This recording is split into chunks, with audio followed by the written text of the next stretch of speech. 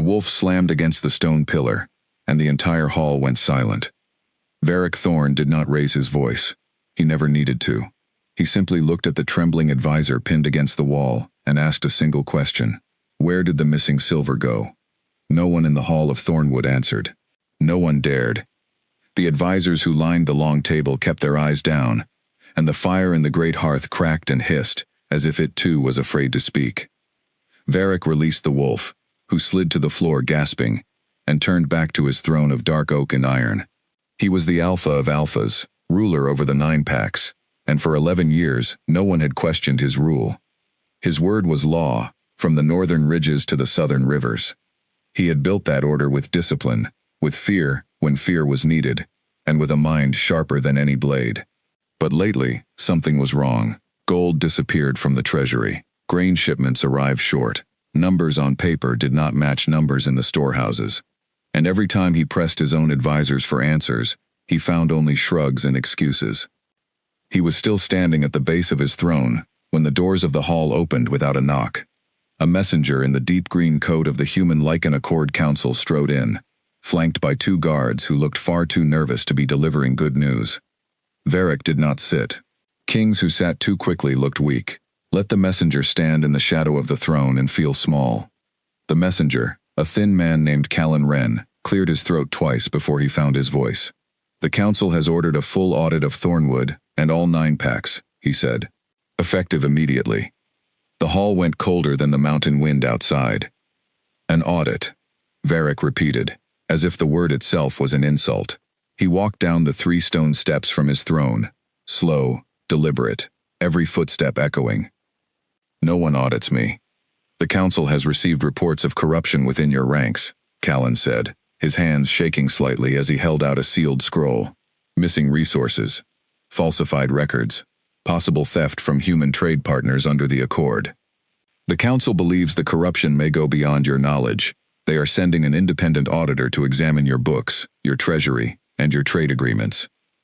Varric took the scroll and broke the seal himself, his claws extending just slightly, just enough to slice the wax without effort. His eyes moved across the words.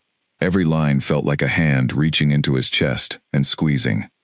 By order of the Human Lycan Accord Council, a full financial and governance audit shall be conducted across the 9 packs, under the authority of King Varric Thorn. The auditor assigned shall have full access to all records, treasuries, and personnel, and full cooperation is mandatory, under the terms of the accord signed 20 years prior. Full access, Varric said quietly. To my kingdom. Yes, your majesty, Callan said. And who is this auditor the council believes can walk into my halls and question me? Callan swallowed hard. Her name is Elena Marsh, he said. She arrives within the week. Varric almost laughed. A woman. A human woman, sent to walk into a den of wolves and demand answers from a king who had never once, in his entire life, answered to anyone. He rolled the scroll back up, slow and controlled, though inside him something coiled tight, something that felt almost like the first sting of fear he had not felt in over a decade. Tell your council, Varric said, his voice low and even, that their envoy is welcome. Tell them I look forward to showing her exactly how well I run my kingdom. Callan bowed quickly and left, nearly tripping over his own boots in his hurry to escape the hall. Once the doors closed, Varric turned to the long table where his advisors sat frozen. Lord Draven, gray-haired and steady, the wolf, who had stood beside Varric's father before him, Lady Mira, sharp-eyed and quiet, in charge of the eastern grain routes. Corwin, the youngest of the council, always eager to please, and half a dozen others, all watching their king with expressions that ranged from concern to something darker, something Varric was too proud or too distracted to notice yet. Find out everything about this Elena Marsh, Varric said. I want to know what she eats, who she answers to, and why the council believes a human accountant can uncover anything my own people cannot find. Draven nodded slowly. It will be done, my king. Varric returned to his throne, but he did not sit easy. He stared at the empty hall, at the flickering fire, and for the first time in a long while, he felt like a man standing on ground that was no longer solid beneath him. 3 days later, a black car wound its way up the mountain road toward Thornwood, past pine forests, thick enough to swallow sunlight, past the ancient stone markers that told any human traveler this was wolf territory and they had best turn back. The car did not turn back. Inside, Elena Marsh sat with a leather folder balanced on her knees, reviewing notes for the fourth time that morning. She was 31 years old, sharp-featured, with dark hair pulled back into a simple knot, and eyes that missed nothing. She had spent 6 years auditing corrupt corporations and 2 more auditing corrupt governments, and in all that time she had learned one truth that never failed her. Numbers do not lie. People lie. Numbers simply wait to be found. She had heard the stories about King Varric Thorn. Everyone in the Accord offices had warned her before she left. They called him the Butcher King in hushed voices, not because he was cruel without reason, but because he was cruel with perfect reason, cold and exact. A leader who ruled through control rather than kindness. He had once, according to legend, executed 3 lords in a single night for treason, and never lost a night of sleep over it. Elena did not scare easily. She had walked into boardrooms filled with men who thought a woman with a calculator could be intimidated into silence. She had learned that fear was often just a costume worn by people who did not want to be questioned. A wolf king in a stone castle was, in her mind, simply a very large, very dramatic version of the same problem. Still, when the car finally stopped at the base of a castle carved into the mountain itself, when she stepped out into air that smelled like pine and cold stone, when she looked up at towers that seemed to scrape the low clouds, she allowed herself one slow breath. Then she picked up her folder and walked toward the gates. She was met not by a servant, but by the king himself. Varric Thorn stood at the top of the stone steps, arms crossed, dressed in dark clothing that made him look carved from the same rock as his home. He was tall in a way that made most people take an involuntary step back, with sharp eyes the color of amber, and a stillness about him that felt more dangerous than any shouting could have been. Elena had read his files. She had seen photographs. None of it had prepared her for the sheer presence of him. She kept walking anyway. "You must be the auditor," Varric said, his voice deep and unhurried, carrying easily across the courtyard. "Elena Marsh," she said, extending a hand that he did not take. "I have full authority under the Accord to examine your treasury, trade records, and pack finances, effective today." A faint smile touched the corner of his mouth, though it did not reach his eyes. "Do you know what happens to people who walk into my kingdom and speak to me as if they hold authority over me?" "I imagine you tell me now," she said, unmoving. For a long moment, he simply looked at her, the way a predator studies something unfamiliar in its territory, deciding whether it is prey or something else entirely.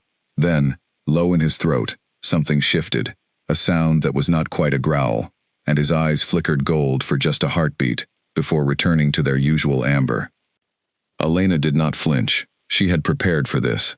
She had read that alpha wolves use dominance displays, low growls, shifts in posture, subtle shows of power, meant to make lesser creatures back down. She simply held his gaze and, after a moment, opened her folder. "I have already identified 14 discrepancies in the trade reports your kingdom filed with the Accord over the last 2 years, she said, flipping to a marked page. "Shipments recorded as delivered that were never received by human trade partners. Treasury withdrawals with no matching expense." "I would like to begin with your Eastern grain accounts, since that is where the largest gap appears." Varric stared at her for a long moment, and something in his expression shifted. Not quite respect, not yet, but something closer to surprise. Most people who entered his hall trembled. Most people avoided his eyes. This woman had walked past his most practiced show of dominance and handed him paperwork instead. "You are either very brave," he said finally, "or you have no idea what I am capable of." Elena closed her folder. "I know exactly what you are capable of," she said. "I read the reports before I came here. I also know that fear does not make numbers add up. So unless you plan to stop me from doing my job, I would like to see the treasury records now, before the trail gets any colder than it already is." For a moment, Varric considered simply refusing her, ordering his guards to escort her back down the mountain, and letting the council deal with the consequences later. It would have been easy. It would have been exactly what the old rumors expected of him. Instead, against every instinct that told him to crush this small show of defiance, he found himself curious. No one spoke to him like this.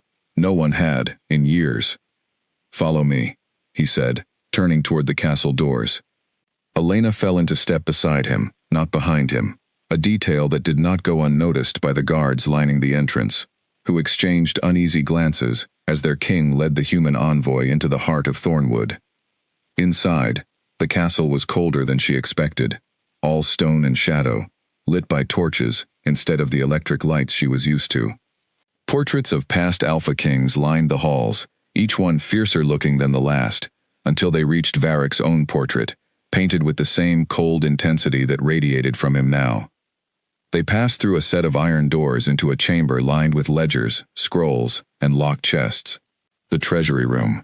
Elena's eyes moved across it quickly, cataloging, already building a mental map of where the discrepancies might be hiding. "Everything you need is here," Varric said, gesturing to the room.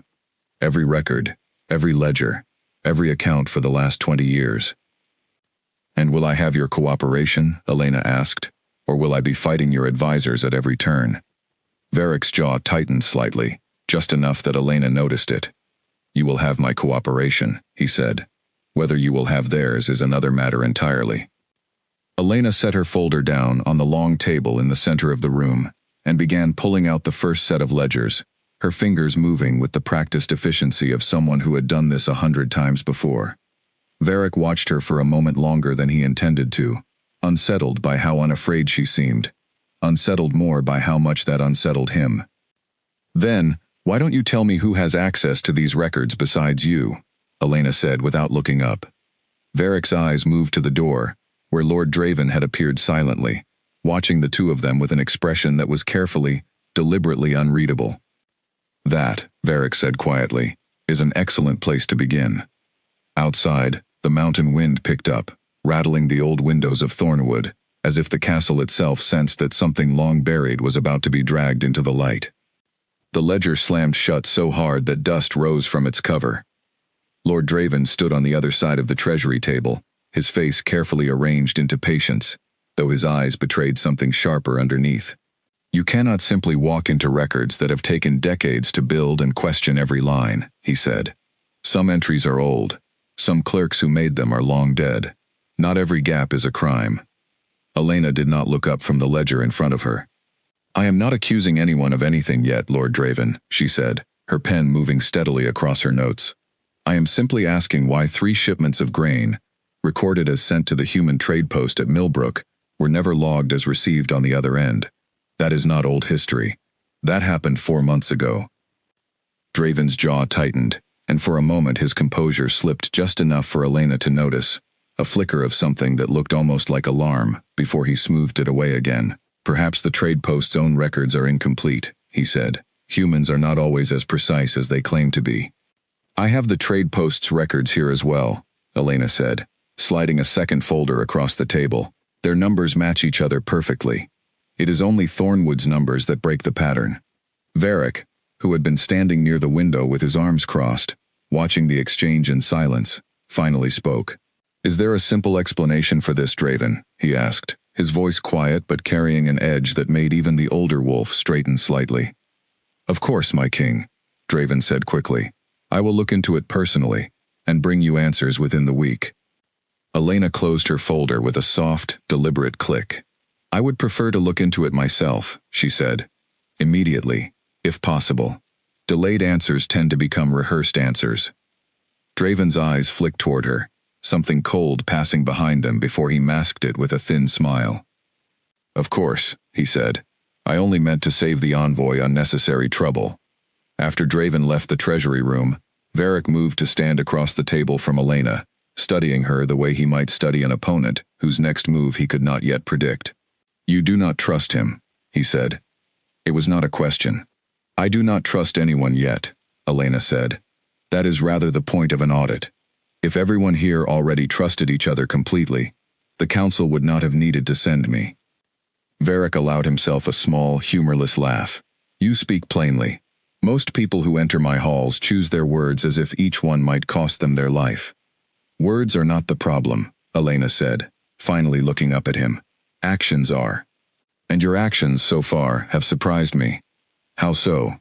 Varric asked, genuinely curious despite himself. "I expected to be thrown out of your kingdom on my first day," Elena said. Instead, you gave me full access and stood here while I questioned your own advisor. That is either very confident leadership, or you already suspect something is wrong, and you want the truth as much as I do. Varric said nothing for a long moment, his amber eyes studying her with an intensity that made the air in the room feel thinner. Perhaps both, he said finally. Over the following days, Elena worked from dawn until well past midnight, moving through ledgers, trade agreements, and treasury logs, with a discipline that even Varric's most loyal wolves found difficult to argue with. She interviewed clerks, cross-referenced shipment dates, and slowly built a map of every place where numbers on paper failed to match numbers in reality. Varric, against his own expectations, found himself drawn into her orbit more often than his duties required. He told himself it was necessary, that a king should oversee any investigation into his own kingdom, that he could not simply hand over control of Thornwood's secrets to an outsider without watching closely. But some nights, when Elena worked late by candlelight, frowning over columns of numbers with a fierce concentration that reminded him of his own younger self before the crown had worn him down, he found reasons to stay in the room longer than necessary. "You work like someone who does not sleep," he said one evening, setting a cup of tea beside her without being asked. It was an unusual gesture from a king, who typically expected to be served, not to serve. Elena glanced at the tea, then at him, faint surprise crossing her face before she hid it. "Sleep is for people whose numbers already balance," she said, but she picked up the cup anyway. "You are not at all what I expected," Varric admitted, lowering himself into the chair across from her, an act so unfamiliar to his own guards that two of them exchanged a startled glance through the open doorway before hurrying away. "What did you expect?" Elena asked. "Someone who would tremble the moment I entered a room," Varric said. "Someone easy to frighten into leaving quickly, so this audit could be concluded on my terms rather than the council's." "And instead," Elena said, a faint, dry smile touching her mouth. "Instead," Varric said quietly, "I find someone who looks at me the way she looks at a column of numbers that does not add up. Like a problem to be solved, not a king to be feared." Elena considered this for a moment, turning her cup slowly between her hands. "Perhaps that is because I do not believe kings and problems are so different," she said. "Every kingdom is simply a very large set of decisions, recorded somewhere, waiting for someone to check whether they were the right ones." "And what have you decided about mine so far?" Varric asked. Elena met his eyes, steady and unflinching. "I have decided that someone very close to you has been making decisions you do not know about," she said. "And I intend to find out exactly who, before this kingdom, or you, pays a price you do not yet understand." Varric's expression darkened, not at her, but at the truth in her words, a truth he had suspected for months, but had been unable, or unwilling, to fully confront. He looked at the ledgers scattered across the table, at the careful notes in Elena's handwriting, red circles marking entry after entry where something did not belong. "Then find it quickly," he said, his voice low, "because if someone in my own hall has been stealing from my people while I sat on that throne blind to it, I want to know their name before the sun rises twice more." Elena nodded once, already turning back to her ledgers, pen moving swiftly across the page. Outside the window, the moon rose high over the mountain, casting pale light across a kingdom that, for the first time in over a decade, felt less certain of itself than its king ever wanted anyone to see. Neither of them noticed the shadow that lingered outside the door a moment too long, before slipping away into the dark corridors of Thornwood. The storehouse door burst open before Elena could knock, and a young clerk nearly collided with her, his arms full of scattered papers, his face pale with panic. "They are gone," he said, before she had even asked a question. "The grain manifests from Millbrook. The ones from the last 3 shipments. They were in this cabinet yesterday. I checked them myself before locking up." Elena's stomach tightened, though her face remained calm, trained over years of practice not to show alarm until she understood exactly what she was dealing with. "Who else has a key to this storehouse?" she asked, stepping past him into the small stone room lined with shelves and record boxes. "Only myself, the head clerk, and Lord Draven's office," the young man said, wringing his hands. "But no one reported the lock broken. Whoever took them either had a key or knew exactly where to look." Elena crouched beside the empty cabinet, examining it carefully. The lock showed no signs of forcing, no scratches, No broken hinges. Someone with authorized access had taken the manifests, quietly, deliberately, and recently enough that whoever did it knew exactly which papers had become dangerous to leave behind. She found Varric in the training yard an hour later, sparring with two of his guards, moving with a speed and precision that made it clear why no wolf in the 9-packs had ever successfully challenged him for the throne. She waited until the match ended before approaching. "The Millbrook manifests are missing," she said without preamble. "Someone removed them from the storehouse sometime last night." Varric wiped sweat from his brow, his expression sharpening instantly from exertion to focus. "Missing," he repeated. "Not misplaced." "Missing," Elena confirmed. "And whoever took them had access to that storehouse. That narrows the list considerably." Varric was silent for a long moment, his jaw working as he considered the implications. "Draven," he said finally, quiet and grim. "Or someone working under him," Elena said. "I am not ready to accuse anyone without proof, but someone is now actively trying to stop this audit, which tells me we are closer to the truth than they are comfortable with." That evening, Varric called a meeting of his full council, watching each face carefully as Elena laid out what had happened. Draven's expression remained composed throughout, perhaps too composed, Elena thought, watching him the way she might watch a column of numbers that balanced just a little too perfectly, to be honest. "This is deeply troubling," Draven said smoothly, once Elena finished speaking. "I will order every guard to search the eastern wing immediately." Lady Mira, seated near the end of the table, spoke up for the first time. "Perhaps," she said carefully, "we should also examine who benefits from those manifests disappearing.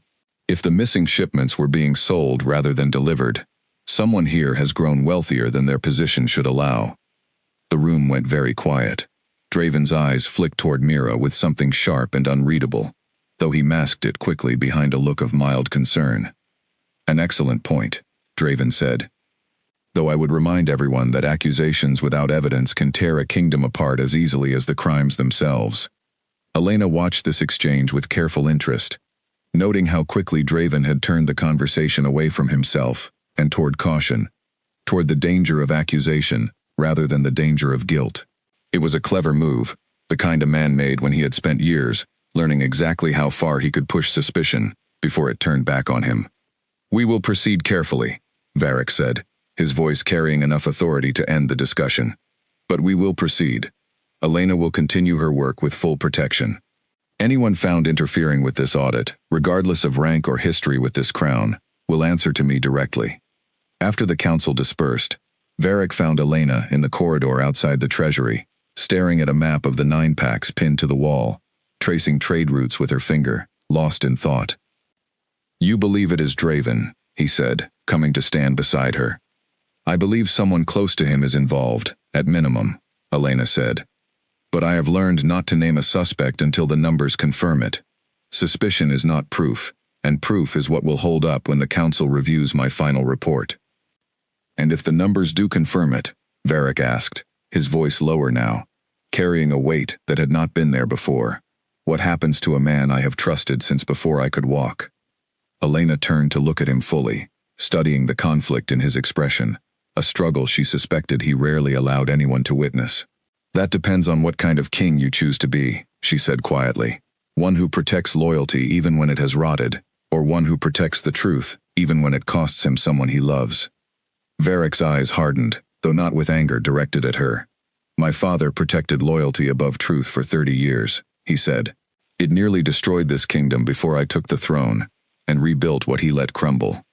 I will not make the same mistake, no matter whose name the numbers eventually reveal." "Then help me find the proof quickly," Elena said, "before whoever is responsible finds a way to erase it entirely." They spent the following 2 days working side by side, almost constantly, cross-referencing shipment logs against treasury withdrawals, interviewing clerks and guards, slowly rebuilding the picture that the missing manifests had been meant to destroy. Elena discovered that copies of the original shipment records existed at the Millbrook trade post itself, records the thief had not thought to destroy because they lay outside Thornwood's walls. When she finally laid the reconstructed evidence across the table before Varric late one night, the pattern was unmistakable. 3 shipments, each recorded as delivered in Thornwood's books, each never received at Millbrook, each timed precisely with unexplained increases in a private account linked to Lord Draven's household. Varric stared at the papers for a long time in silence, his hands braced against the table, his shoulders tense with a weight Elena had not seen him carry before. He was closer to me than my own brother would have been, had I ever had one, Varric said finally, his voice rough. He taught me to hunt. He stood beside my father's deathbed, and he has been selling my people's grain for his own profit while children in the eastern villages went hungry through winter. I am sorry, Elena said, and she meant it, watching the pain settle into a man the world believed incapable of feeling any. Do not be sorry, Varric said, straightening slowly, something cold and resolute settling over his features, the look of a king rather than a grieving friend. Be thorough. I want every detail of this confirmed before I confront him, because when I do, there will be no room left for him to lie his way free. Elena nodded, already gathering the papers together with steady hands, though her eyes lingered on Varric a moment longer than necessary, watching a king who had spent his whole life being feared, now standing quietly, bravely, in the wreckage of a betrayal he had never seen coming. Outside, thunder rolled faintly over the mountains, as if the sky itself understood that Thornwood was about to change forever. A knife embedded itself in the doorframe, an inch from Elena's shoulder, before she even registered the sound of it flying through the air. She dropped instinctively, her heart slamming against her ribs, papers scattering across the treasury floor as a second blade whistled past where her head had been a moment earlier. A guard shouted somewhere down the corridor, and then chaos erupted, footsteps pounding, orders barked in sharp tones, the clash of steel against steel echoing off stone walls. Varric arrived within seconds, moving faster than she had ever seen anyone move, placing himself between Elena and the doorway with a growl low in his chest that made the air itself seem to vibrate. Two guards seized a figure in dark clothing at the end of the hallway, wrestling a blade from his grip before dragging him forward into the torchlight. Are you hurt? Varric demanded, not looking away from the captured attacker, though his voice carried a rawness Elena had not heard from him before. I am fine, Elena said, though her hands trembled slightly as she pushed herself up from the floor, startled, not hurt. Varric's amber eyes flared gold, and for a moment, the calm, controlled King Elena had come to know, seemed to disappear entirely, replaced by something ancient and dangerous.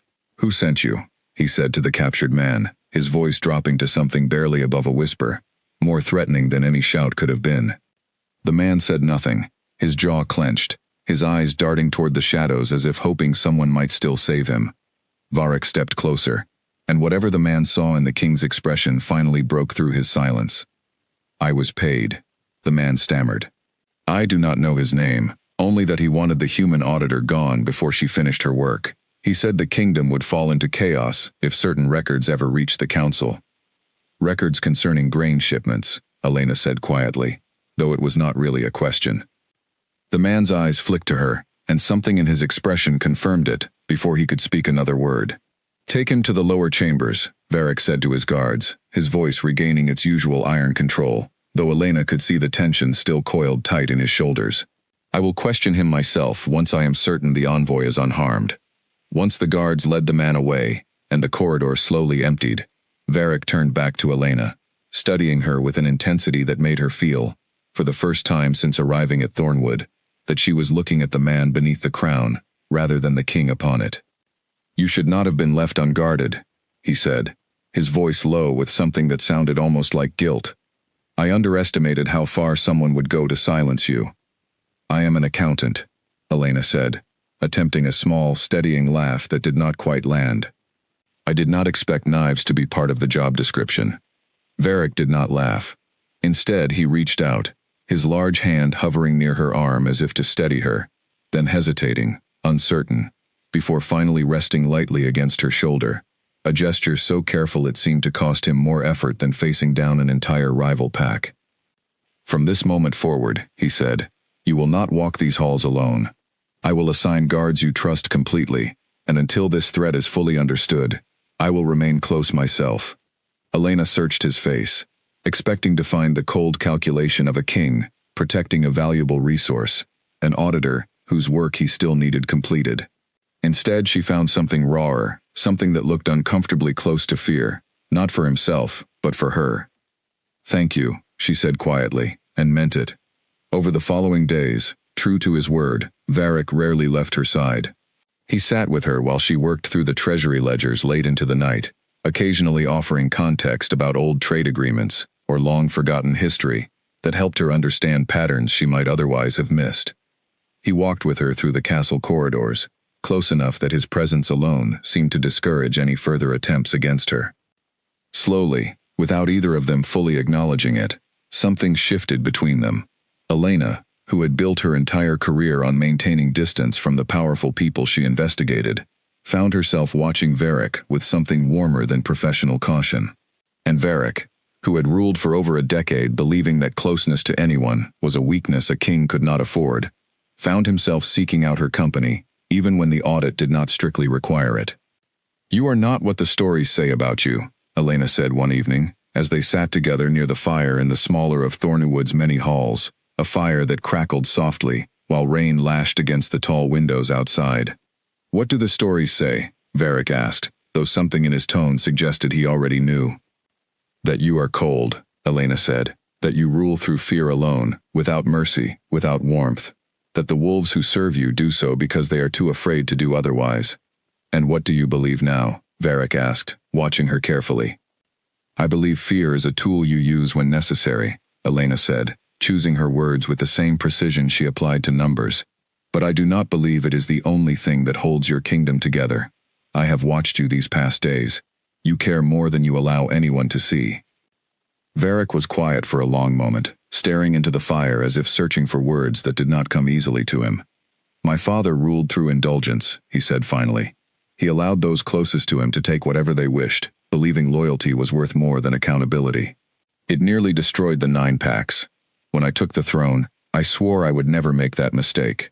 I built walls instead, distance instead of closeness, discipline instead of warmth, because I believed that was the only way to keep this kingdom whole." "And now?" Elena asked softly. "Now," Varric said, turning to look at her directly, his amber eyes steady despite the vulnerability in his voice. "I find myself wondering whether those walls were protecting my kingdom, or simply protecting me from ever being hurt again." Elena did not look away from him, though her pulse quickened in a way that had nothing to do with the danger that had followed her since arriving at Thornwood. "I did not come here to make a king question everything he built his rule upon," she said quietly. "Perhaps," Varric said, a faint, rare smile touching his mouth. "That is exactly why it needed questioning." Neither of them moved closer that night, though the space between them felt smaller than it ever had before, charged with something unspoken that both of them were, for entirely different reasons, too careful to name just yet. Outside, the storm continued to batter the mountain, but inside, the small firelit hall, for the first time since her arrival, Elena felt something other than caution settle over her. She felt, despite every warning she had been given about the Butcher King, entirely and inexplicably safe. Lord Draven's chair scraped violently against the stone floor as he rose to his feet, his composed mask finally cracking. "You would take the word of a human woman over 20 years of loyal service," he said, his voice rising for the first time since Elena had arrived at Thornwood. "I stood beside your father as he died. I helped you take this throne when half the council believed you too young to hold it. And I trusted you with the well-being of my people while I focused on defending our borders," Varric said, his voice dangerously calm, the calm of a storm gathering strength rather than passing. "Elena has shown me proof, Draven. 3 shipments recorded as delivered, never received. Payments to a private account under your household's name, timed exactly with each missing delivery. This is not suspicion. This is certainty." The great hall had emptied of all but the 2 of them, Elena, and a handful of guards stationed near the walls, their expressions carefully neutral though their eyes tracked Draven's every movement with obvious tension. Draven's eyes flicked toward Elena with something cold and sharp, a look that made her grateful for the guards positioned nearby. "This is what happens when we allow outsiders into our affairs," he said. "She does not understand our ways. She sees numbers and assumes she understands loyalty, sacrifice, decades of service reduced to lines on a page." "I understand theft," Elena said evenly, refusing to let his anger unsettle her. And I understand that children in the eastern villages went without grain through winter, while that grain was quietly sold elsewhere for your personal profit. That is not a matter of understanding your ways, Lord Draven. That is simply theft, regardless of which kingdom it happens in.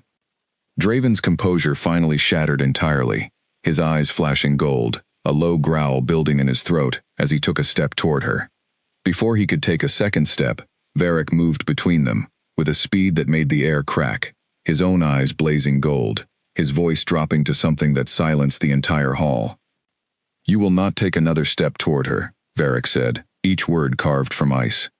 Draven froze, his chest heaving, caught between decades of instinct that told him to defer to his king and the desperation of a man who understood he had nothing left to lose.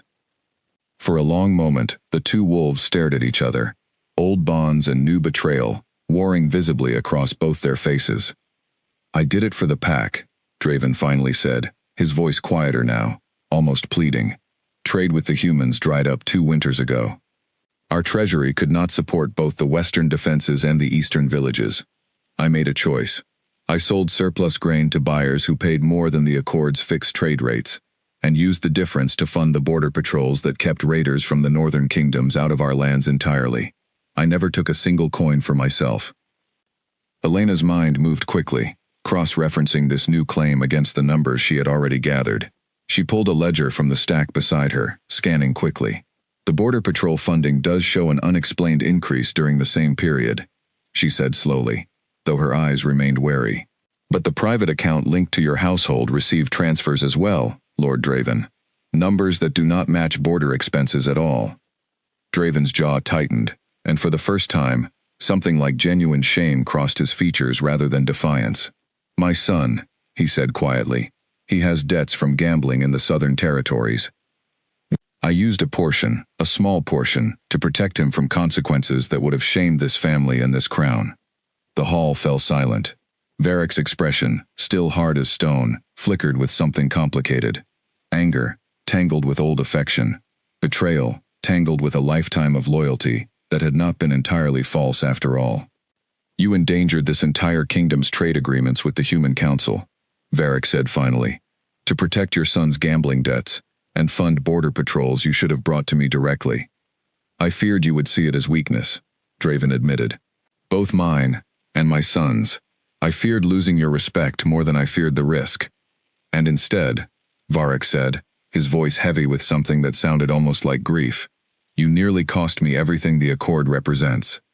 Human trust in this kingdom, built over 20 years, could collapse entirely if the Council learns wolves have been secretly selling grain outside our agreements and funding private debts with the proceeds." Elena watched this exchange carefully, understanding now that the truth rarely arrived as simply as numbers suggested it would. Draven was guilty, undeniably, but guilty of something more tangled than simple greed, guilty of misplaced loyalty and fear of judgment rather than pure corruption. It did not excuse what he had done, but it complicated the punishment that would need to follow. "The law of this kingdom is clear," Varric said finally, his voice regaining its cold authority even as pain flickered behind his eyes. "Theft from the treasury, regardless of intention, carries severe consequence. But I will not pretend your reasons were as simple as greed, Draven, nor will I pretend 20 years of genuine service mean nothing." He turned to his guards. "Strip Lord Draven of his council position, and all treasury authority, effective immediately," he said. "He will make full restitution from his personal holdings, and his son will answer separately for the debts that started this entire chain of deception. He will not be executed, nor imprisoned, for I believe his intentions, however misguided, were never treason against this crown." Draven's shoulders sagged, relief and shame warring across his face, as the guards moved to escort him from the hall. "Thank you, my king," he said quietly, his voice breaking slightly. "Do not thank me," Varric said. "Thank the woman whose numbers uncovered enough truth to show me the difference between corruption and desperation.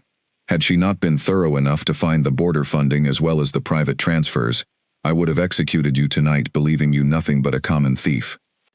After Draven was led away, and the hall slowly emptied, Varric sank into his throne, looking, for the first time since Elena had arrived, genuinely exhausted, the weight of the last 2 weeks finally settling visibly across his shoulders. That was not easy for you, Elena said quietly, approaching the throne. He taught me to hunt when I was young enough to still be afraid of the dark, Varric said. And tonight, I stripped him of everything he built his life around. No, it was not easy, but it was right, and I would not have known how to make it right without you. Elena sat on the edge of the throne's dais, close enough that their shoulders nearly touched, both of them staring at the empty hall in exhausted silence. This will not be the last betrayal we uncover, she said quietly. The border funding discrepancy alone suggests other irregularities I have not yet traced fully. I know, Varric said, but for the first time in months, I believe we are closer to the truth than the truth is to hiding from us. Elena allowed herself a small, tired smile, and for a moment, in the flickering torchlight of the great hall, the distance between an Alpha King and a human auditor felt smaller than either of them had ever expected it could become. Varric collapsed to one knee in the middle of the training yard, his hand clutching his chest, his breath coming in ragged, choking gasps that carried across the stone courtyard like a warning bell. Elena, crossing the yard with a stack of ledgers under her arm, dropped everything the moment she saw him fall, running faster than she had run in years, her mind already racing through possibilities, even as her feet carried her forward. Guards converged from every direction, shouting orders, but it was Elena who reached him first, catching him before his head struck the stone. Poison, one of the older guards said grimly, kneeling beside them and examining a small puncture wound on Varric's forearm, nearly invisible beneath his sleeve. A dart. Someone fired it from the wall above. Get the healer, Elena said, her voice sharp and commanding, in a way that made even the guards obey instantly despite her being human. Now. And find whoever fired that dart before they disappear into the mountains. Varric's amber eyes, glassy and unfocused, found hers even through the pain contorting his features. Elena, he managed, his voice barely above a whisper. I am here, she said, gripping his hand tightly, refusing to let the fear clawing at her chest show in her voice. Stay with me. Do not you dare close your eyes. The healer arrived within minutes, a small, quick woman named Odette, who examined the wound with practiced efficiency before her expression darkened considerably. Wolfsbane extract, she said, rare and expensive to acquire in this concentration. Someone wanted him dead quickly and quietly. Can you save him? Elena asked, her voice tight. If we act now, Odette said, already pulling vials from her bag. But I will need help holding him steady. The counter-treatment is not gentle. Elena did not hesitate, moving to support Varric's shoulders as Odette worked, ignoring his low, pained growls, ignoring the guards who stared at her with something like disbelief at seeing a human woman kneeling in the dirt beside their king, holding him through his suffering without a trace of fear on her face.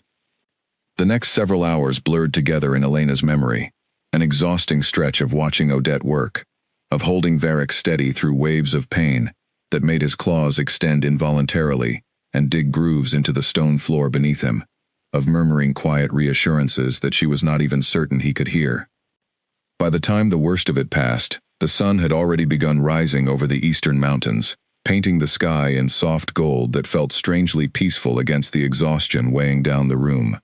Varric lay still on the bed where they had finally moved him, his breathing steadier now, his eyes closed in something between sleep and unconsciousness. He will live, Odette said quietly to Elena, who had not left his side once through the entire ordeal. The wolfsbane was strong, but we caught it in time. He will need rest, several days at minimum, though knowing this king, he will attempt to rise from that bed within hours regardless of what I recommend. Elena managed a tired, relieved laugh. I will make sure he does not, she said. Odette studied her for a moment, something knowing in her expression. You care for him, she said, not merely as an assignment. Elena did not answer immediately, her eyes drifting back to Varric's still form, to the strong lines of his face softened now in sleep, stripped of the careful control he wore like armor during every waking hour. I did not expect to, she admitted quietly. But yes, I do. Then I will leave you with him, Odette said, gathering her supplies. He will want to see your face first, when he wakes. Alone in the quiet room, Elena settled into the chair beside the bed, her hand still resting lightly over Varric's. watching the steady rise and fall of his chest with a relief so profound it nearly brought her to tears, an emotion she rarely allowed herself in the middle of an investigation. It was nearly midday when Varric's eyes finally opened, amber and clear again, finding her immediately, as if some part of him had known exactly where to look. "You stayed," he said, his voice rough from disuse. "Of course I stayed," Elena said, unable to keep the emotion from her voice this time. Varric's hand turned beneath hers, gripping her fingers with surprising strength for someone who had nearly died only hours earlier. "I have faced rival alphas in single combat," he said quietly. "I have led wolves into battles against forces twice our number. I have never, in all my years ruling this kingdom, felt as afraid as I did lying in that yard, wondering if I would live long enough to see you again." Elena's breath caught, and for a long moment neither of them spoke, the weight of unspoken feeling finally becoming too large to continue ignoring. "I was terrified," Elena admitted softly. "Not of losing an assignment, of losing you." Varric's expression softened into something Elena had never seen on him before, something entirely unguarded, entirely honest. "When did an accountant sent to audit my kingdom become the person whose presence I cannot imagine my life without?" he asked quietly. "Somewhere between the missing grain shipments and the knife that missed my shoulder by an inch," Elena said, a faint, watery laugh escaping her despite everything. Varric reached up, his hand brushing gently against her cheek, a touch so careful it seemed to cost him more restraint than any battle ever had. "I do not know how to be the kind of man who allows himself to feel this deeply for anyone," he admitted. "I built walls to protect this kingdom from ever repeating my father's mistakes. I did not expect those same walls to nearly cost me the one person who has made me want to be a better king than fear alone could ever create." Elena leaned into his touch, her own guarded heart, built through years of investigating corruption and betrayal in every kingdom she had ever audited, finally allowing itself to soften completely. "Then perhaps," she said quietly, "we build something new together. Something honest enough that walls are no longer necessary." Varric's eyes held hers, steady despite the exhaustion still lingering in his body, and for the first time since the poisoned dart had struck him, something like hope settled quietly into the space between them, fragile, new, and entirely undeniable. Outside, word of the attack had already begun spreading through Thornwood, whispered urgently between guards and clerks and packlords alike, and somewhere in the shadowed corridors of the castle, whoever had ordered the poisoning watched and waited, already calculating their next, more desperate move. The letter arrived sealed with the council's official mark, and the moment Elena broke it open, her stomach dropped. She read it twice, standing alone in the treasury room, the morning light cutting sharp lines across the ledgers still spread out from the night before. The words did not change no matter how many times she read them.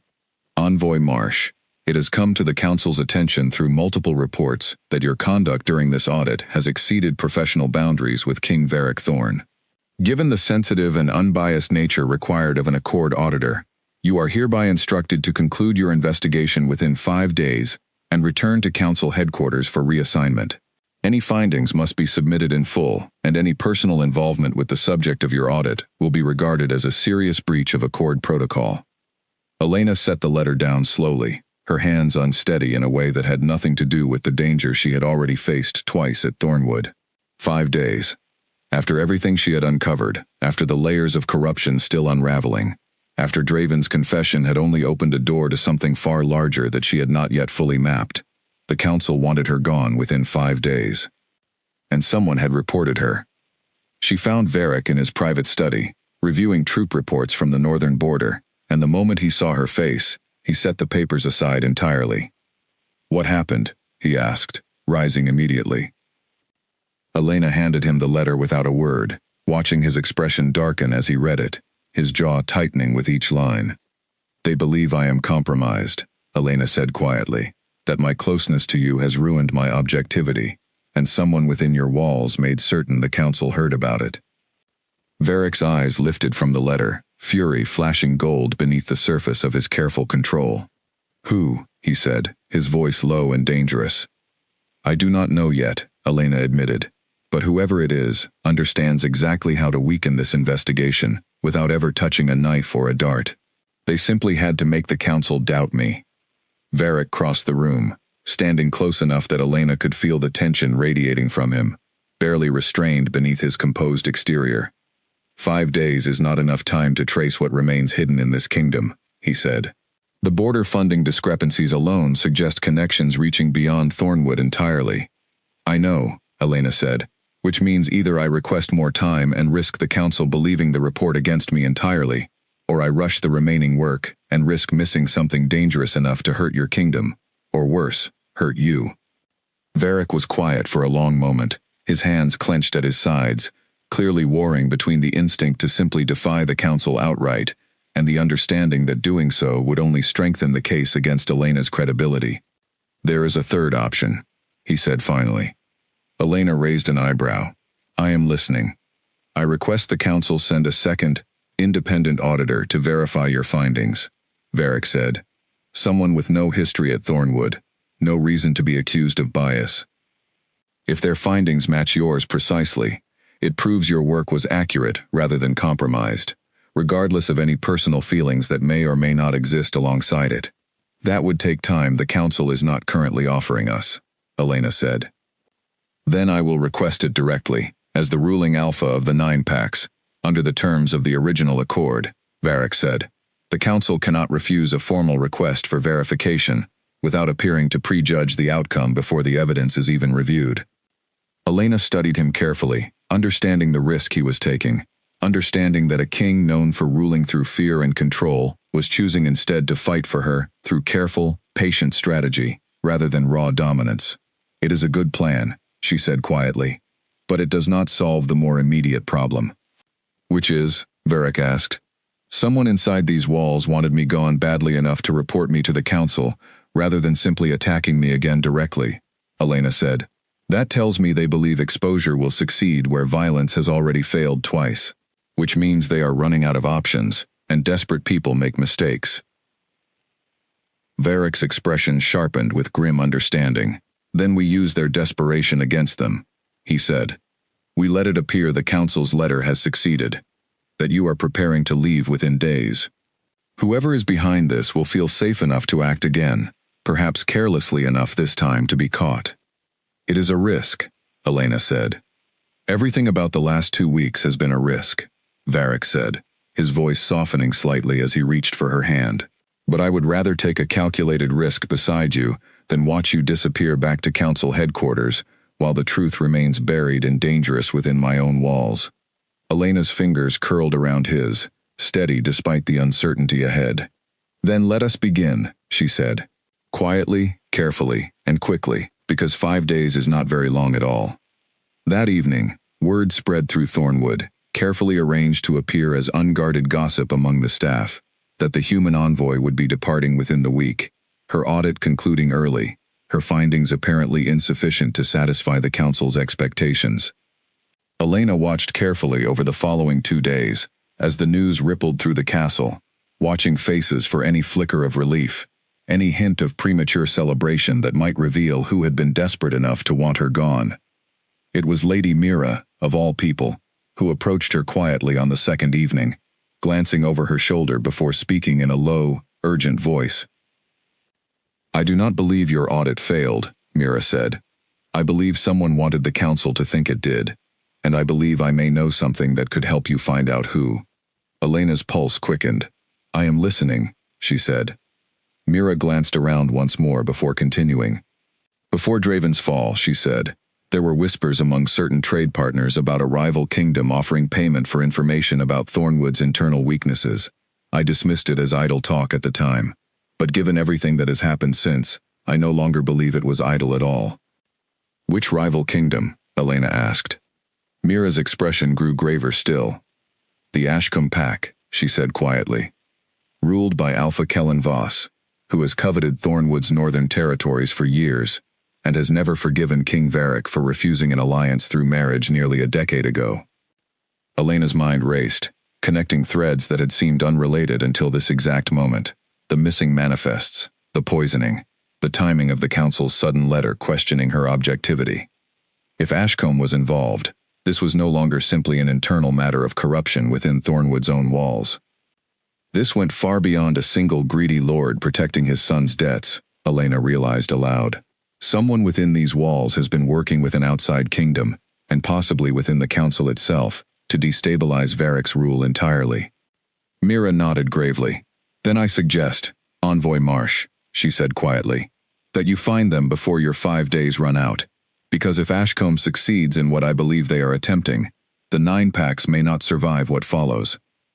The hidden ledger fell open across the desk, and Elena's breath caught at what the candlelight revealed.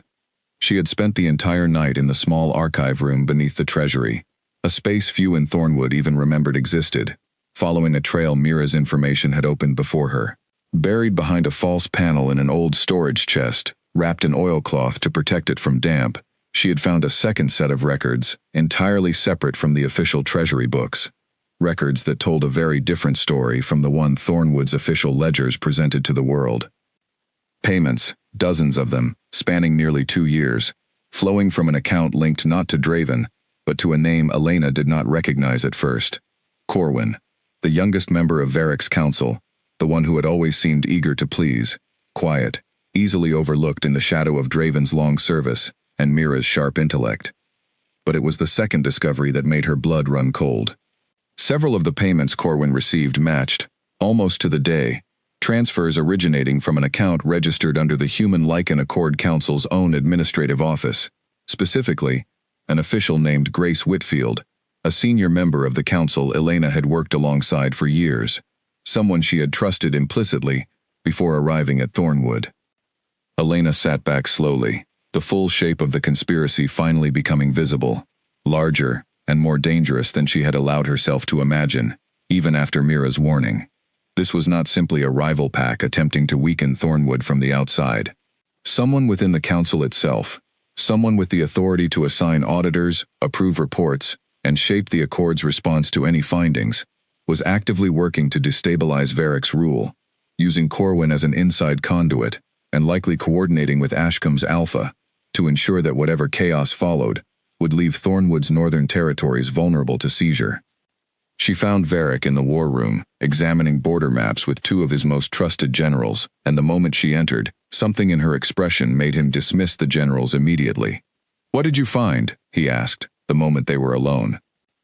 Elena spread the hidden ledger across the map table, watching his expression shift from confusion to disbelief to something colder and more focused as she explained each connection. Corwin has been receiving payments, matching transfers from a council official named Grace Whitfield, she said, and several of those payments align precisely with moments when critical information about Thornwood's treasury weaknesses would have reached Ashcombe. Varric's jaw tightened, his hands braced against the table as he studied the numbers himself.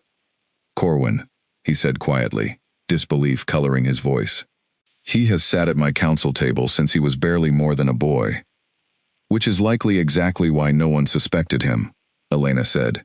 "He was young enough, eager enough to please, that everyone assumed his ambition was simple loyalty rather than opportunity." "And Whitfield," Varric said, his eyes lifting to hers. "You know her." "I have worked alongside her for 3 years," Elena admitted, the betrayal settling into her chest with an ache she had not expected. "She recommended me for this assignment personally. I trusted her judgment completely.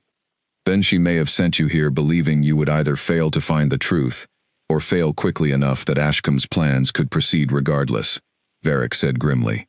"Or perhaps she believed a human envoy, unfamiliar with wolf politics, would be easily manipulated into missing exactly what she needed hidden. She underestimated you," a voice said from the doorway, and both of them turned sharply to find Mira standing there, her expression grave. "As she underestimated the envoy as well, it seems." "How long have you suspected Corwin?" Varric asked her directly. "Only since the manifests disappeared," Mira admitted. "He was one of very few with access to that storehouse besides Draven's office. I said nothing until I was certain, because accusing a council member without proof, especially one as young and seemingly harmless as Corwin, would have divided this court entirely if I were wrong." Elena's mind was already moving ahead, calculating next steps with the same precision she applied to every ledger she had ever untangled. "We cannot simply confront Corwin directly," she said.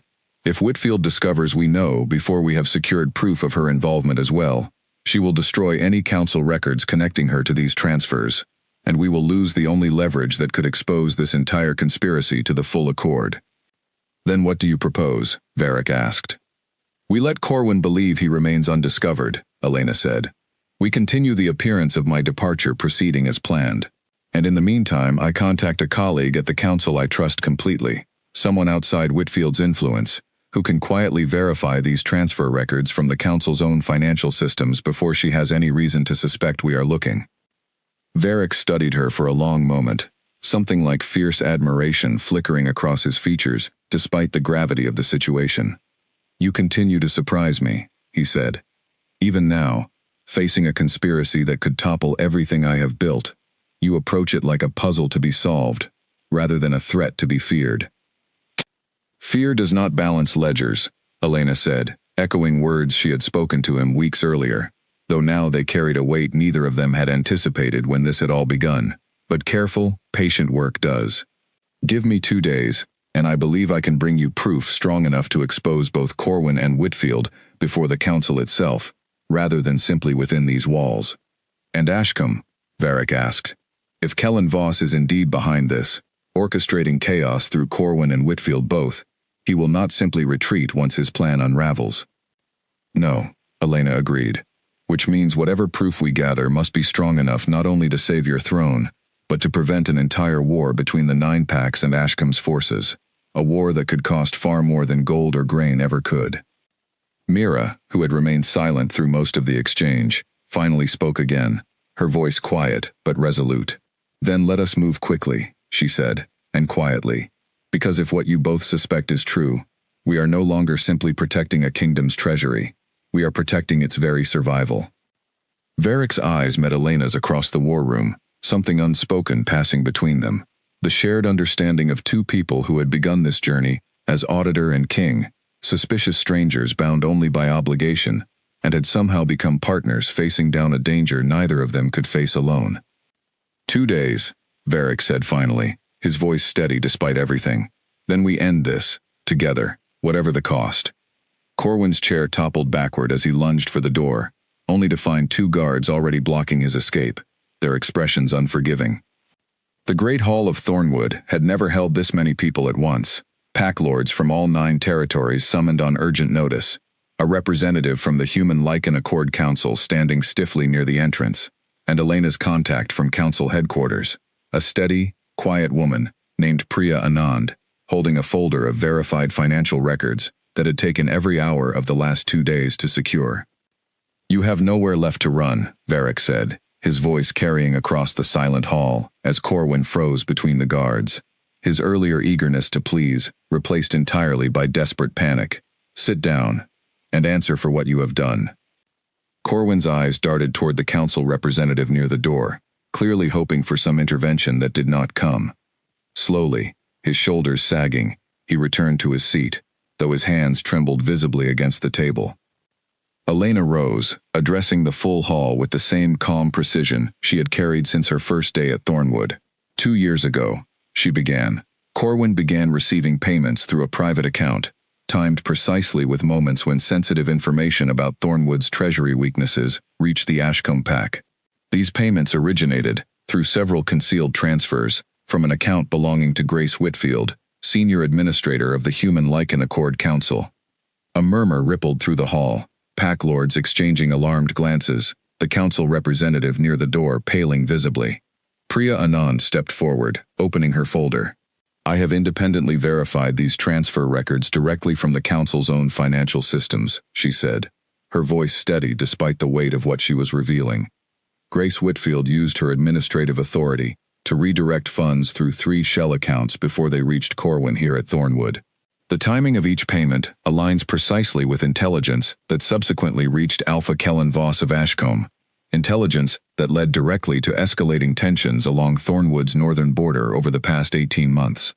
Corwin's composure finally broke entirely, his voice rising in something between panic and defiance.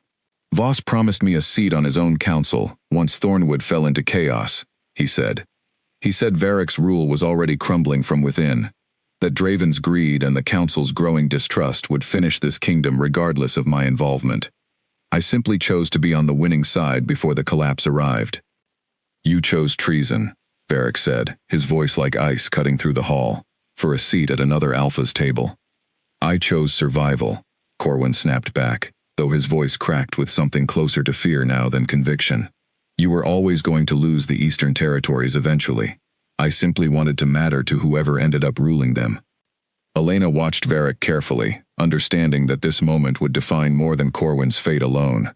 The pack lords watching, the council representative near the door, all of them waited to see whether the Butcher King everyone whispered about would answer betrayal with the same brutal finality he had once been known for. Instead, Varric's voice, when it came, carried something steadier, something that spoke to the kingdom he had quietly become over these past weeks, rather than the one he had ruled before Elena's arrival. You will be stripped of your council position and title immediately, he said. You will be held within Thornwood's walls until the full Accord Council convenes to determine appropriate consequence for conspiring with a rival Alpha against a sworn territory of the Accord. This is no longer a matter for my throne alone to decide, for your treason implicates the council's own integrity as much as mine. The council representative near the door shifted uncomfortably, clearly understanding the implications for her own institution, now laid bare before an entire hall of pack lords. As for Grace Whitfield, Varric continued, turning toward Priya Anand and the assembled witnesses, I formally request, under the terms of the accord signed 20 years ago, a full council investigation into her conduct, and full protection for any council member who assisted in exposing this conspiracy, including Envoy Elena Marsh, whose objectivity was falsely questioned specifically to remove her from this investigation before she could uncover the truth. Priya nodded firmly. I will carry this request back to council headquarters myself, she said. Given what has been uncovered here today, I do not believe the council will hesitate to act, nor to reconsider whatever complaint was filed against Elena Marsh's conduct. As the hall began to stir with the enormity of what had just unfolded, a messenger burst through the main doors, breathless and pale, silencing the murmuring crowd instantly. My king, he gasped. Ashcombe forces have been spotted moving toward the northern border. Alpha Voss marches within the hour, believing Thornwood already weakened beyond defense. The hall erupted into alarmed voices, pack lords rising from their seats, guards moving toward the exits. Varric's expression hardened instantly into something Elena had not yet seen from him, the true weight of command settling visibly across his shoulders. He believed his conspiracy would leave us divided and unprepared, Varric said, his voice cutting through the chaos with absolute authority. He was wrong. Assemble the northern defense immediately. Every pack lord in this hall will return to their territories and prepare their warriors. We do not simply defend Thornwood today. We defend the entire Accord's trust in what the 9 packs represent. As pack lords scrambled to obey, Elena found herself standing beside Varric amid the controlled chaos, her heart pounding with an urgency that had nothing to do with ledgers or numbers now. This is no longer something numbers alone can resolve, she said quietly. No, Varric agreed, turning to face her fully, something fierce and resolute in his amber eyes. But it is something we face together, exactly as we have faced everything else, since you arrived at my gates believing I would simply intimidate you into leaving. Elena managed a small, steady smile despite the danger gathering at the northern border. I told you then, she said. Fear does not make numbers add up. It seems it does not win wars either. Not against people who refuse to be afraid. Varric's hand found hers briefly, a single steadying grip, before duty pulled him away toward his gathering forces. Stay within the castle walls, he said, though his eyes carried something that was not quite an order, closer to a plea. Whatever happens at that border, I need to know you are safe. Elena held his gaze steadily. And I need you to come back to me once it is finished, she said, so we may finally discover what this kingdom looks like, once every shadow within it has finally been dragged into the light. Varric's expression softened for just a moment, despite the war gathering beyond Thornwood's walls, before he turned and strode toward his waiting generals, the Alpha King preparing to defend not just his throne, but everything he had, quietly, unexpectedly, come to value most since an unafraid auditor had first walked through his gates. Horns sounded across the northern ridge, deep and urgent, and Elena's chest tightened as she watched from the high castle window, unable to make herself look away, despite every instinct telling her to retreat somewhere safer. Below, along the wide frost-covered valley that marked Thornwood's northern border, 2 forces faced each other across the open ground. Varric stood at the front of his own warriors, tall and unwavering, while across the valley, Alpha Kellen Voss of Ashcombe surveyed the scene with visible confidence, clearly still believing he faced a kingdom weakened by internal betrayal, rather than one that had already exposed and contained it. What Voss did not yet know, what only became clear as Priya Anand rode forward under the banner of the Human Lycan Accord Council, was that his entire plan had already unraveled hours earlier within Thornwood's walls. "Alpha Voss," Priya called out, her voice carrying clearly across the valley. "By order of the Human Lycan Accord Council, you are hereby informed that your conspiracy with Corwin of Thornwood and Grace Whitfield of the Council's own administration has been fully exposed and documented. Any advance against Thornywood's sworn territory will be treated as a direct violation of the Accord itself, subject to full sanction from every signatory kingdom bound by its terms." Voss's confident expression faltered for the first time, his eyes flicking toward his own advisors, several of whom shifted uneasily at the news. "You lie," he called back, though his voice carried less certainty than his words intended. "I do not," Priya said. "Grace Whitfield has already been detained at council headquarters, and Corwin's testimony, along with verified financial records, confirms every detail of your arrangement. Thornwood was never as weakened as you were led to believe. You march today not against a divided kingdom, but against one that has already dismantled the very conspiracy you built your invasion upon." Varric stepped forward then, his voice carrying the full weight of his authority across the frozen ground between the two forces. "You came here believing you would find a kingdom in chaos, Voss," he said. "Instead you will find every pack lord of the 9 packs standing united behind their throne, and an Accord Council now fully aware of exactly how far you were willing to go to seize territory that was never yours to claim." Voss's jaw tightened, his eyes scanning the disciplined ranks of Thornwood's assembled warriors, clearly recalculating an outcome that no longer favored the swift, decisive victory he had been promised by his co-conspirators. "This is not finished, Thorn," Voss called out finally, though he was already signaling his own forces to withdraw, the bravado in his voice thin and unconvincing even to his own warriors. "It is finished the moment your forces leave this border," Varric said. "Return to Ashcombe, Voss. The Council will determine what consequence your involvement in this conspiracy warrants, and I promise you, it will be considered carefully and thoroughly, exactly as every matter within my kingdom now is."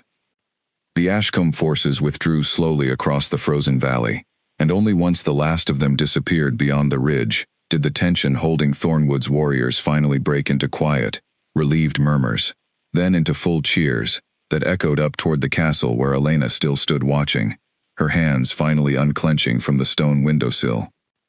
By the time Varric returned to the castle hours later, the sun had begun setting behind the mountains, painting the sky in deep gold and violet that reminded Elena, oddly, of the color of his eyes when strong emotion overtook his careful control. She met him in the courtyard, and neither of them hesitated this time, closing the distance between them until she was wrapped fully in his arms, both of them holding on, as if to confirm the danger had truly passed. "It is over," Varric said quietly against her hair. "Ashcombe has withdrawn. Whitfield is in council custody. Corwin awaits judgment. And Draven, whatever his failures, remains loyal enough that I believe this kingdom can heal from everything that has happened these past weeks." "And my audit?" Elena asked, though the question carried far less weight now than it once had.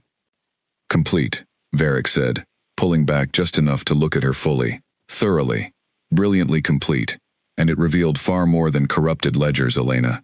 It revealed exactly what kind of king I want to become, and exactly who I want beside me while I become him.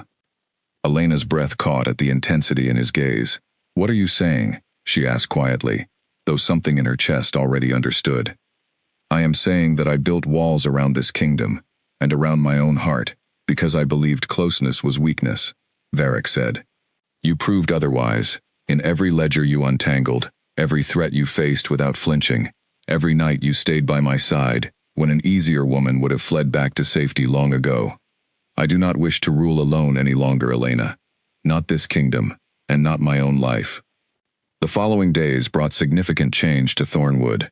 The council, having reviewed every detail of the conspiracy Elena had uncovered, formally cleared her of any wrongdoing, publicly commending her work as some of the most thorough auditing the Accord had seen in years.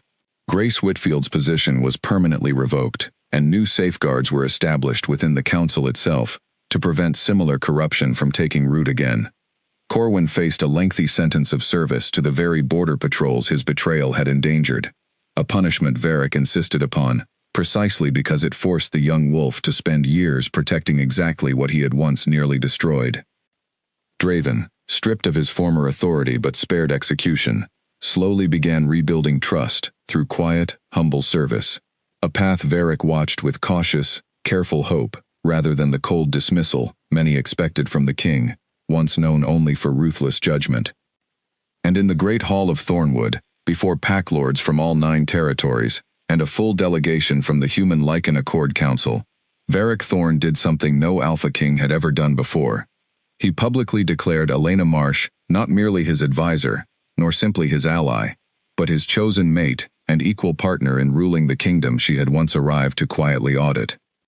The declaration sent ripples through both wolf and human communities alike, some pack lords murmuring uncertainly about tradition, some council members questioning whether human and wolf could truly govern as equals. But standing together before the assembled hall, hands joined, neither Varric nor Elena wavered. Traditions exist to build strong kingdoms, Varric said, addressing the full hall with the same unshakable authority that had once made him feared above all else. But strength without honesty is simply fear dressed as order. This kingdom nearly fell to corruption I could not see, hidden behind exactly the kind of blind loyalty tradition once demanded of me. It was not fear, nor dominance, nor bloodline that saved Thornwood. It was truth, patiently and bravely uncovered, by a woman who refused to be silenced by a crown or a title. Elena stepped forward, her voice steadied despite the weight of every eye in the hall upon her. "I came to Thornwood to examine numbers," she said. "I leave having found something far more valuable than any balanced ledger. A kingdom willing to be honest with itself, and a king willing to be questioned, even by someone the world believed had no right to challenge him." As the hall slowly filled with applause, first hesitant, then genuine, Varric turned to Elena with an expression far removed from the cold, ruthless Alpha King the 9 packs had known for over a decade. Thornwood would enter a new era now, one built not on fear alone, but on the rare, hard-won partnership between a king who had finally learned to be questioned, and the woman brave enough to question him. Outside, the mountain wind that had once carried only warnings now carried something else entirely across the valleys and ridges of the 9 packs. A quiet promise that the kingdom once ruled purely through ruthless control had finally found something far stronger to stand upon, and that its Alpha King, once alone atop his throne, would never rule alone again.